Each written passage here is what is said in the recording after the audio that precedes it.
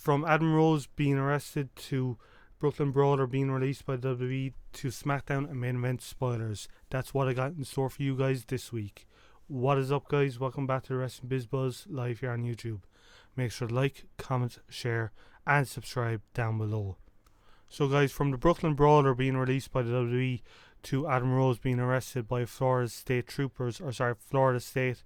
Sheriff's Department to SmackDown and main event spoilers. We're going to start it with main event and SmackDown spoilers.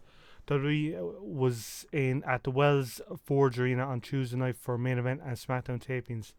Main event spoilers are as follows: Big Cass defeated Curtis Axel in a singles match, and the second singles match was Apollo Crews defeated Stardust. Apollo, welcome to main event where you're going to spend a lot of time. And the final match of the night, Baron Corbin defeated Zack Ryder with the end of days. On to SmackDown spoilers. Dean Ambrose opens the show with a promo in the ring about attacking and getting his revenge on Chris Jericho on Monday Night Raw. This led to lights going out, and when they came back up, Ambrose was laid out and Jericho was standing over him. Jericho began beating him up with a straitjacket. This is what I'm actually reading. I'm guessing tying him up with a straitjacket.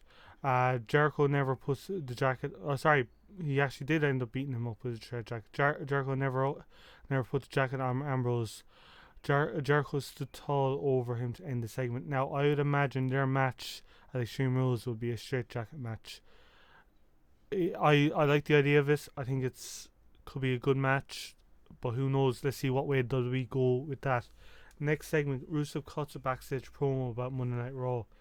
Next segment, singles match.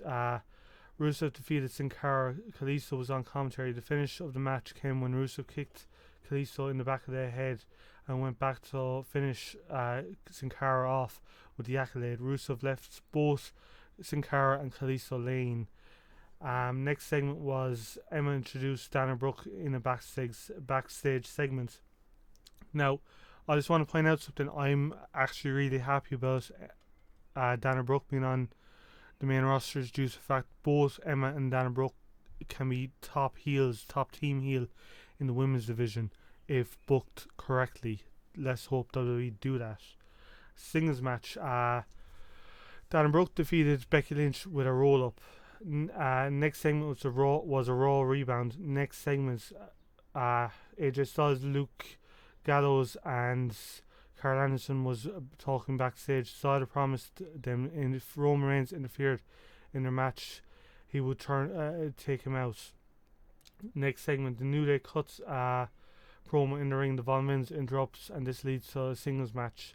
Aiden English defeated Kofi Kingston with a roll up. Next segment, Reigns and the Usos were talking backstage. Reigns promises them if Styles interferes in the match, he would take him out. So pretty much it's that same promo by two different men. Good job, WWE. We're proud of you. Anyway, tag team match. The Usos defeated Carl Anderson and Doc Gallows via the DQ. The finish of the match came when Gallows hit one Usos with a chair. Post match, Anderson Gallows laid both men out and stood tall in the ring. This obviously is going to be another match going into Extreme Rules. I'm not sure what they could add to it. I'd say the chairs match, maybe. Who knows? Next segment, there was a backstage comedy segment with Fandango, Goldust, Tyler Breeze, and R-Truth. Like Fandango and Tyler Breeze are better than this. And that's what's annoying. They're not being booked correctly. Fandango was way over, and then bang, WWE was like, no, we're not going to push him. Fuck it. Anyway, backstage segment with Bob Backlund and Darren Young was shown. Buckland, can't pronounce it right, fuck it.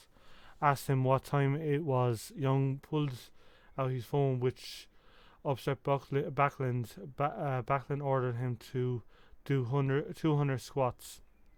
Now, I like the fact that they're doing somewhat of a push with Darren Young. He deserves it. He's been in the WWE for long enough. Bob Backlund, though, I don't know if he's the right fit, but I don't know. It depends on what way his gimmick goes. Next segment was R-Truth and Tyler Breeze defeated Fandango and Goldust. Next segment, Charlotte and Ric Flair cut a backstage promo. Flair promised that Charlotte would defeat Natalya at Extreme Rules. pay-per-view on her own. The final segment and final match of the night was Cesaro and Sami Zayn teaming up to take on the team of Kevin Owens and The Miz, which ends in a no contest when all four men got into a brawl with each other. Post-match, Owens recovered and tossed Miz into the ring, where Cesaro hit the giant swing and Zayn hit the big boost to him. Zayn and Cesaro stood tall to close off the show. Now, guys, that is SmackDown spoilers and main event. SmackDown seemed like a decent show this week, which is a shock, but who knows what way next week go. So on to the breaking news side of things. Adam Rose, real name Ryan Lepon, probably pronounced that wrong, was arrested earlier this morning by Hillsborough, Florida Sheriff's Office. He was booked and on tampering with a witness and battery domestic violence. He was released from custody at 11:06 Eastern Time. Now, bear in mind, Rose is currently serving a 60-day suspension from WWE. So biggest reason I'm reporting this does not serve well for him. WWE probably won't bring him back on TV until this is sorted, if he ever comes back on TV. Like the Social Outcasts, you haven't even seen them, really. Main event, I'm not counting main event, guys, but really, that's the last time. Like this could be the last time. Well, a couple weeks ago could be the last time you've seen Adam Rose.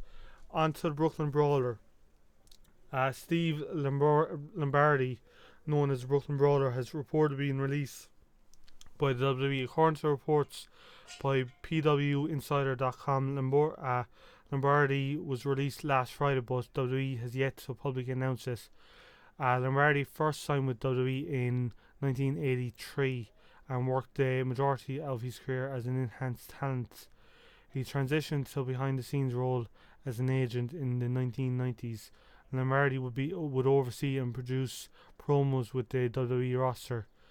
Now, there is no word as of yet why he has been released, but who knows? Like, there is plenty of people on the roster that could serve their time better in another organization.